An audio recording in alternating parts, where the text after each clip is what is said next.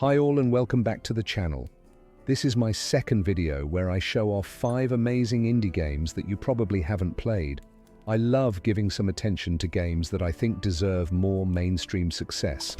I'll link all Steam pages in the description, and you can find timestamps there as well. I will also cover one bonus game that many are playing but still deserves more attention.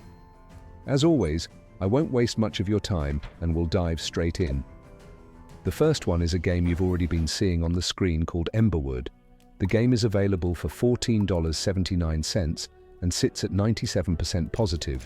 It's a really fun roguelite tower defense game where you build the maze yourself, not with towers, but with Tetris-like blocks. Every run, you collect towers, block cards, power relics, and talent points, needing to account for many different strategic decisions. It's one of the more challenging tower defense games in the best possible way.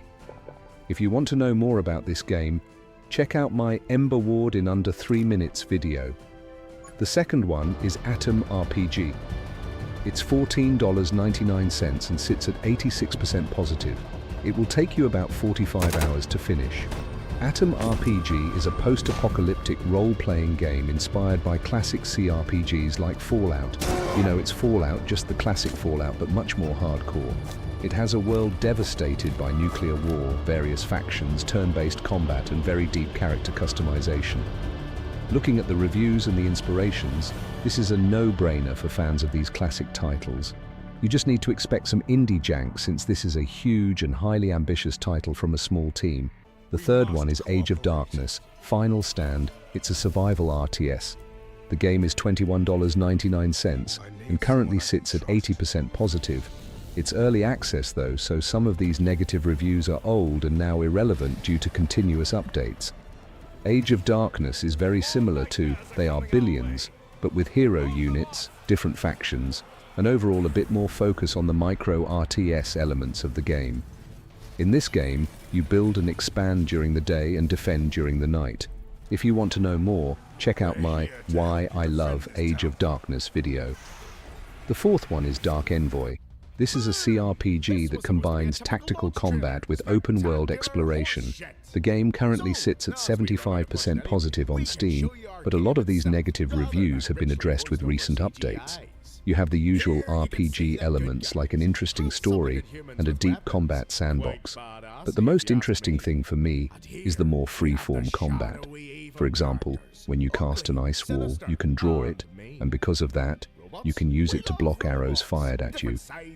There are countless examples of this, and it works very well and is very cool. I'll make a more dedicated video about this game soon. Are you still with me? Please consider liking and subscribing. It would mean the world to me and count as your good deed of the day. The fifth one is Rios 2. It's a god game where you control powerful giants. You shape and nurture a planet's ecosystem. While doing so, you need to focus on balance, influencing the development of human civilization. Players must manage the needs and desires of various human settlements while maintaining the planet's harmony. Basically, you need to make sure the humans don't do what we're doing in the real world. Death and destruction, that seems like the hardest game of all time.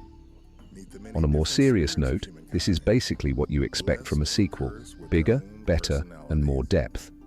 Now it's time for the bonus game.